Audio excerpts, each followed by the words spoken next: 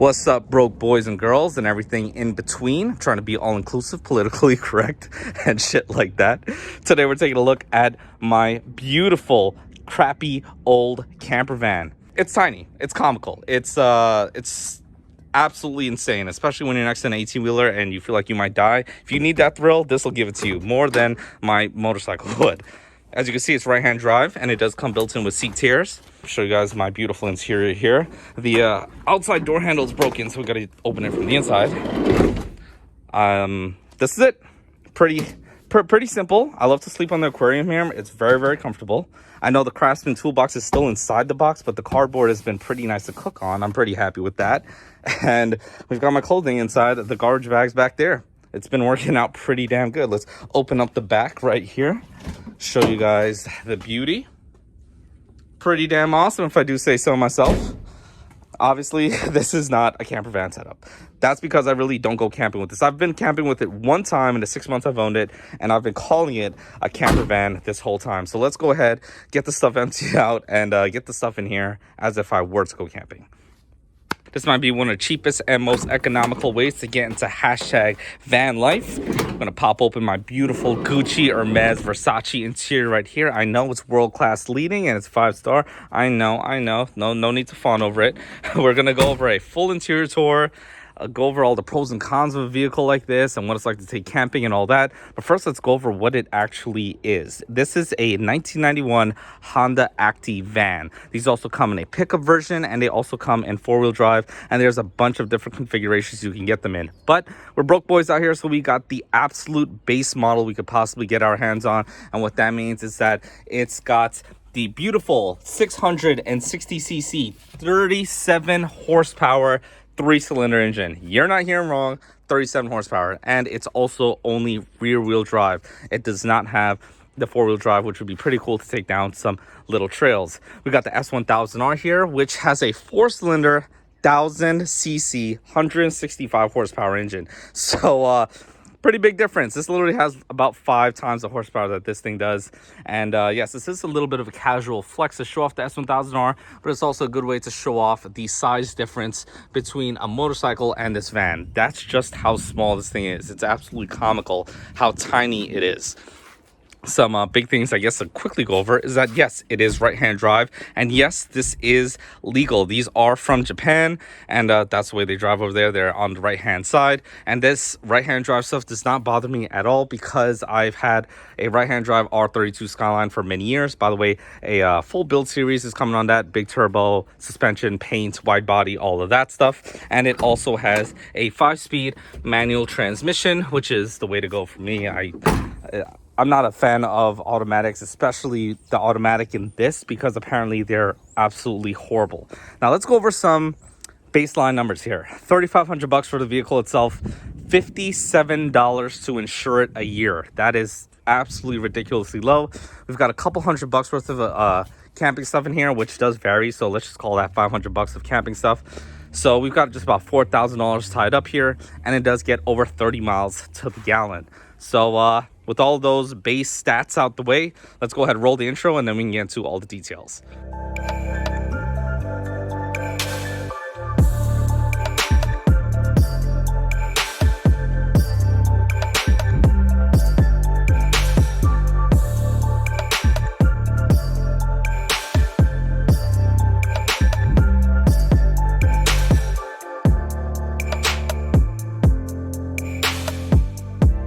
One thing I do want to quickly mention about the price is that I got this cheaper than normal, mainly because it's such a bad condition vehicle. It came built in with seat tears, a little bit of dirt in certain places, damage to the paint. It's not the cleanest vehicle around, and it may or may not have some rust on it. So, you know, these are all things to factor in. Things are missing, maybe. The doors may not even close properly all the way. So these are all things that, you know, contributed to a much lower price than normal. Obviously, you get a higher end version or ones that have, really good condition and like lots of maintenance records and stuff like that. That's going to cost you a hell of a lot more. But this one was mechanically perfect. Takes me anywhere I need to go, and that's all that really matters. The Broke Boy edition with the torn seats, I'm good with that. All right, let's go ahead and start off with the tour, and then we're gonna get into the pros and cons. So normally I come in from this side because this door handle does work. We got our beautiful Gucci interior here, and we got our Coleman airbag. I mean air tent. I mean airbed. Here, words. I'm missing them. We got this nice little comforter on it. I really like this material. It's very nice, soft to sleep in. What I do is I fold it over like this, and then I go inside and I can sleep in there. It's very nice. If you need to adjust your temperature in here at nighttime, you got roll-up windows, so you don't have to turn it on to, you know, adjust your temp. That being said, if it's crazy cold, I'm not going to be sleeping out there anyway. We've got a nice little pillow here, and electric chainsaw, so you could cut this, I don't know, so you kill somebody, I don't know. No, we actually use this to chop up wood because that's primarily what I would cook on. Got a little cooler here, spatula, and a pan inside, and then obviously food when you're camping. We've got our little bag here for our drone, battery banks and whatnot. Got the suitcase back here for smuggling drugs, and then we've got our running sneakers to show people that I go running, but obviously I don't. Oh, almost forgot, we got a rear seat set up too, so this rear seat flips up right here, and then 2 more people can sit on it. Very quick and easy. I really like that setup. In the front, we've got a door. We've got manual locks. We've got our roll-up windows again. The stereo, I don't even know if it works or not because the radio is some ancient piece of junk and it's kind of broken. So one day maybe I'll fix that. Heat does work. AC, I turned it on one time. It gave off this horrible smell and I turned it right back off. We got a little shelf up here. It's very nice and usable. And what else? Oh, spare tire. Got a spare tire right here. Our oil, you put in oil right there. And I just want to quickly show you guys what it's like to sit inside of this thing because I'm only 5'9", and it's kind of uncomfortable to drive this, but it is doable, you know.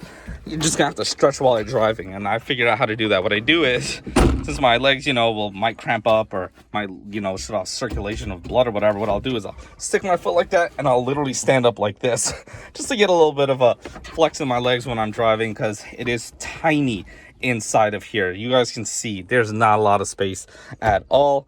It's got our little shifter here. It's a little wobbly, but not bad, you know. It's got like that truck-like kind of shifting feel. That's fine. Like lots big throw. It's a crappy old Honda van. I'm not really complaining. Tiny little pedals for your pedals and basic gauges. You know, you got your coolant, you got your speed, and you got your fuel. That's basically it. No RPM gauge. And the mileage on there, don't know what it actually is because this is a 5-digit clock, which means that it could have 143,000 kilometers instead of just 43, and I would never know. Like I said, I like this little shelf up here. That's it. You know, you got your little handbrake, got the little horn, and that's basically it. You know, very, very basic right here. The this kind of floppy and broken. It is what it is. And we put in our gas right here. Premium, of course, you know, got to put in that 93. And this is the best part for me. When I'm carrying stuff around, it is so fast and easy to load stuff up in this huge opening. So I'm really happy that it has this massive lift gate. And that's basically it. Super basic, super easy to fix and to deal with. I've actually had nothing go wrong with it. I've just done basic maintenance, you know, oil changes and whatnot. And that's basically it. It's got some fake BBS wheels on it, but that doesn't really matter. The tires on this thing last forever, and I'm pretty happy with it. So let's go ahead and now dive into pros and cons. All right, so now we're going to talk about our pros and cons. So the first thing on the pros list is the low cost of ownership. It is only $57 to insure this thing for an entire year compared to my other cars, which are about $1,200 a year. And I was able to get it down this cheap simply because I have it on show car insurance. That does limit your mileage and things like that, but that's not a big deal to me because I don't drive this thing that often. And if I were to drive it far, it would be a maximum of only like 2 hours because I really don't like driving it any longer than that. It's kind of uncomfortable. Now it does get over 30 miles to the gallon, so that is another big pro. And if you really baby it, you can get even more than that. It's an old Honda, so it is extremely easy to fix. And it is also easy to get unstuck. If you do have to get stuck somewhere, this thing weighs only like 1,500 pounds. So you can get help from someone else or even maybe by yourself with a little bit of leverage. You could very easily get it unstuck. Now, the one thing that shocked me with this thing was that it is extremely fun to drive. So I was shocked to see how fun it was to drive in these like small little city streets where I live. But if you're out on the highway, it is not that fun to drive. And we're going to get into that in the cons list. And obviously another big pro, once you guys saw the inside, I'm assuming you realize there's a lot of cargo space here. You can carry a lot of space in it, and because it has a lot of cargo space in the rear, that also means there's a lot of space for you to camp in. So that's really it for the pros list. I'm sure there's a few things I'm missing, but those are the major ones I could think of. There are two other big pros that may not apply to other people, but definitely applies to me. And so I figure I might as well throw them in here. Number one, this thing is so short that it physically fits in this space perfectly. It goes right from where my central air is back to where that slop sink is.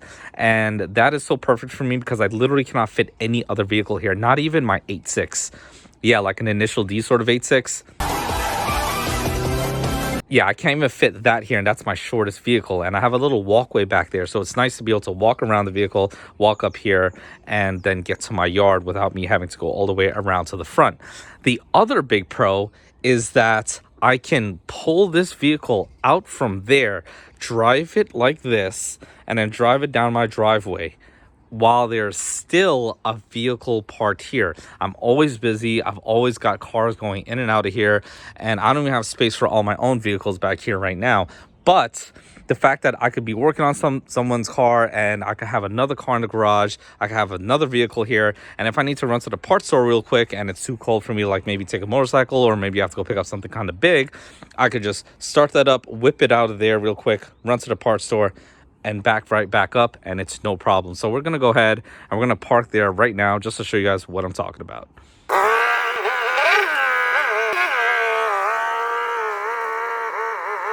So as y'all saw, that was fast, easy, painless, no issues at all, no struggle or anything like that. I'm really happy that this thing just slots in here so perfectly. I got my nice walkway here, and I got my little space behind it to walk to my back door with ease. Kicking off the cons, we have the biggest issue in my opinion, and that is the lack of horsepower and speed. It should be obvious by now that I like speed. The big turbo Skyline and the motorcycle are so much faster than this van.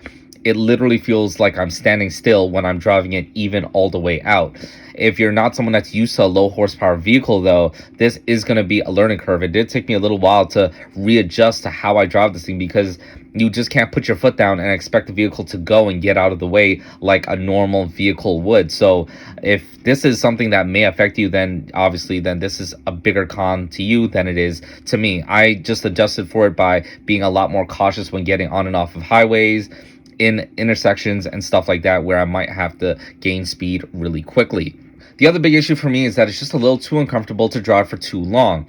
20 or 30 minutes, that's fine. That is no problem. I think that's a sweet spot for this thing. Just run around to the parts store or whatever. That time frame works perfect for me.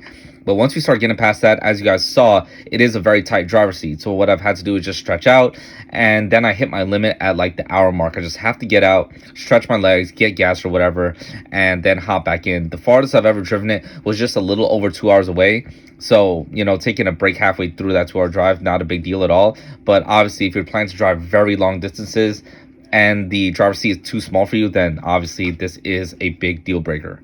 The third biggest con is the fact that the sweet spot is only 55 miles an hour. The reason why I limit it to that is so that you're not revving the engine out. This thing does have a top speed of like 70, but at 70, you're really revving out the engine in fifth gear, and I could tell it does not like that at all. Not to mention, at 70, it feels very unsafe. Any wind hits you, you feel like you're going to flip over, and the vehicle just generally speaking feels unstable at those speeds. Not to mention, in the USA, most people drive at like 60 to 70 miles an hour. And since you're only going to be hanging out around like 55, everyone's going to want to get around you. That's not that big of a deal. But it is a big deal when a big rig wants to get around you.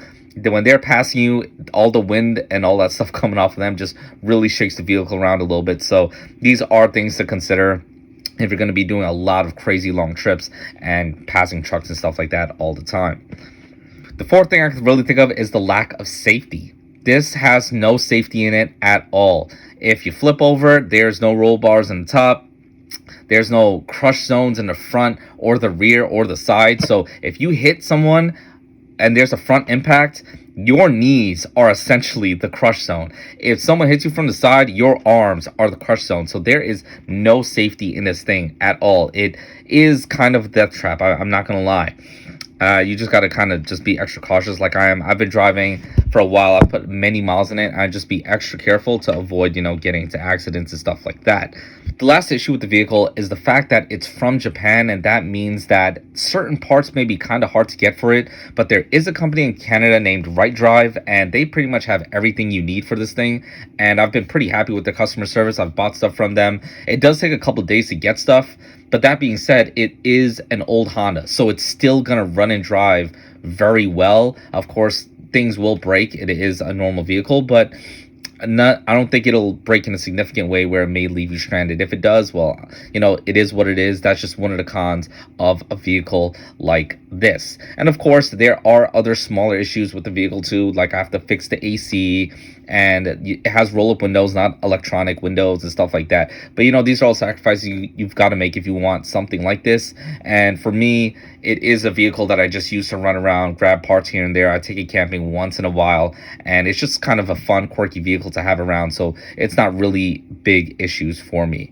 Now, to quickly talk about the camper trip, it was shockingly great. It was a ton of fun. The Acti just did exactly everything like I expected it to do, which was the thing that surprised me the most. I took a bunch of tools expecting it was going to break down. My friend drove separately as a support vehicle and all that stuff. I had just gotten the vehicle, so it was just spur of the moment decision to go camping with it, and it just so happens that, hey, it worked. I've been using it to haul around garbage this whole time, and then it just so happens to be also really good at camping. And you guys have seen the back here, I have a bunch of tools. Like literally, I was ready to fix this thing if it did break down, because I was very worried about that, but it didn't. Everything just went exactly like I was supposed to. So that's the thing that shocked me the most about this vehicle. This was also the first long drive I had taken it on. It was a 2-hour drive, stopped in an hour in between, got gas and all that. And as you got to see, I got it up to speed, got up to 70. It took forever to get there, but it was super sketchy when it was at those speeds.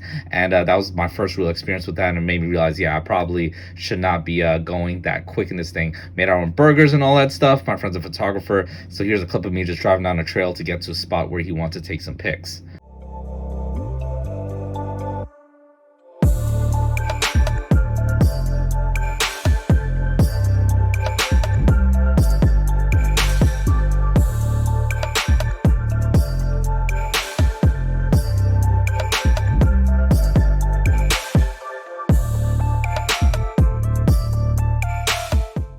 Then for some reason we got into a knife throwing competition. Not really sure how this came about, but obviously he's trash and I'm a whole lot better. It's not like the knife came flying back at me or anything like that when I throw it. This is my place in the Poconos. It's also about 2 hours away. I've taken my Skyline there many times, so if the Skyline can make the drive, I have no doubt the Acti can too. It'll be a lot of fun to go camping there too, so hopefully that'll be coming in the future. I'm gonna close this off by saying do not like and do not subscribe. Do not have any expectations of me. I'm just gonna continue to post whatever the hell I want to post, whether it's about camper vans or if it's about dildos. I don't know. I'm just going to keep it pushing, and maybe I may or may not see you guys in the next one.